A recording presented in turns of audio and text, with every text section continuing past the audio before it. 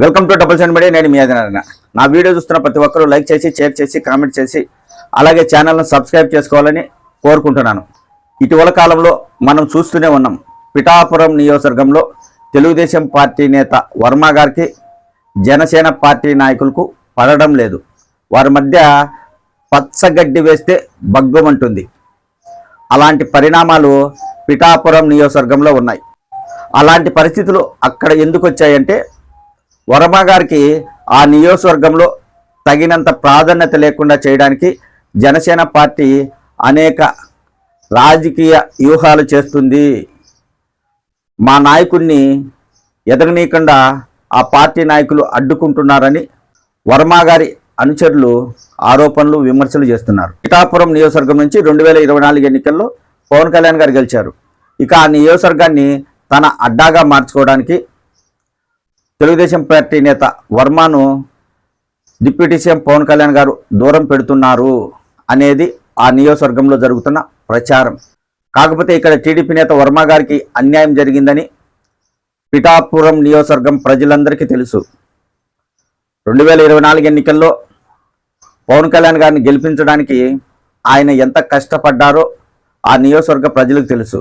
కాకపోతే ఇక్కడ వర్మ గారికి ప్రాధాన్యత ఇస్తే మళ్ళా రాబోయే ఎన్నికల్లో వర్మ గారు పవన్ కళ్యాణ్ గారికి పోటీగా ఎమ్మెల్యే టికెట్ అడిగే అవకాశం ఉంటుంది. అలా అడగకుండా ఆ ప్రాంతంలో తనకు ప్రాధాన్యత లేకుండా చేస్తే ఇక ఎప్పటికీ పిఠాపురం నియోజకవర్గం నుంచి పవన్ కళ్యాణ్ గారే పోటీ చేసే అవకాశం ఉంటుంది. ఇకపై ఆ నియోజకవర్గం ఆయనకే సొంతం అవుతుంది.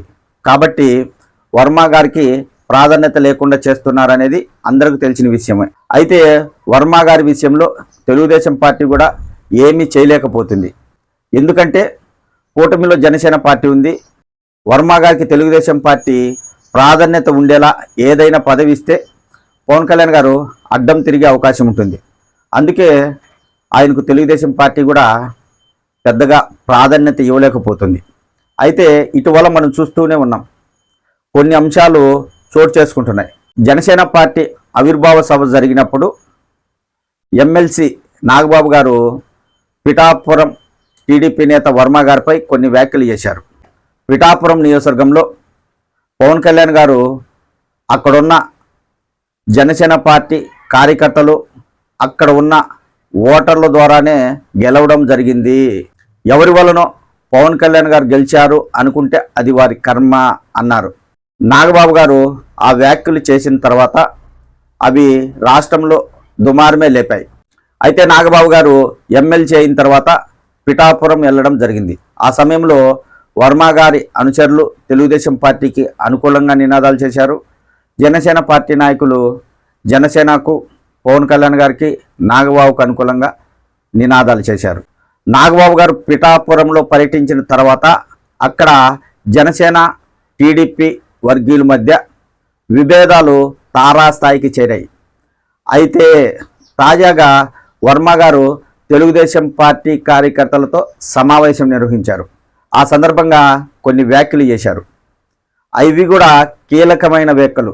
లోకేష్ బాబు గారు చేసిన యువగలం పాదయాత్ర వల్లనే కూటమి అధికారంలోకి వచ్చింది అనే వ్యాఖ్యలు వర్మ గారు చేశారు. ఇప్పుడు ఈ వ్యాఖ్యలు సంచలనంగా మారాయి.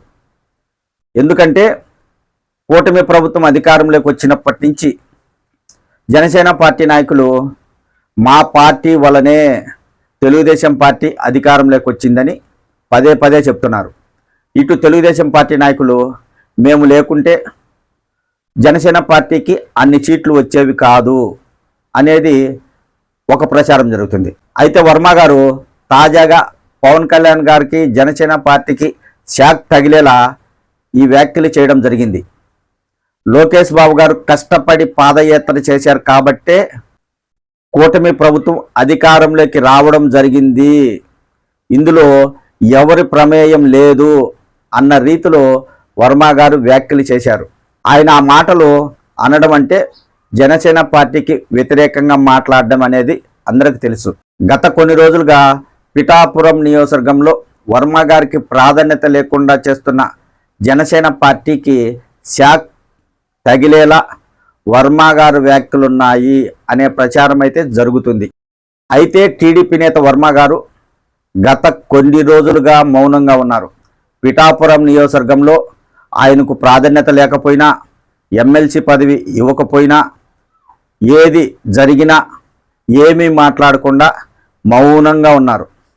అయితే తాజాగా ఆయన మౌనం వీడి జనసేన పార్టీకి గట్టి దెబ్బ తగిలేలా లోకేష్ బాబు పాదయాత్ర వల్లనే కూటమి ప్రభుత్వం అధికారంలోకి వచ్చింది అని జై లోకేష్, లోకేషే కాబోయే ముఖ్యమంత్రి, తెలుగుదేశం పార్టీకి కాబోయే నేత అన్న రీతిలో వర్మ గారు మాట్లాడారు. ఇప్పుడు ఆయన చేసిన వ్యాఖ్యలకు జనసేన పార్టీ నాయకులు ఎలాంటి కౌంటర్ ఇస్తారు, లేదా అలాగే సైలెన్స్గా ఉండిపోతారా అనేది తెలియాల్సింది. వర్మ గారు మాత్రం జనసేన పార్టీ నాయకులకు తగిలేలా వ్యాఖ్యలు చేశాడు. మరి ఇక రాబోయే రోజుల్లో వర్మ గారిపై తిరిగి ఏమైనా వ్యాఖ్యలు చేసే అవకాశం ఉంటుందా జనసేన పార్టీ నాయకులు అనేది వేచి చూడాలి.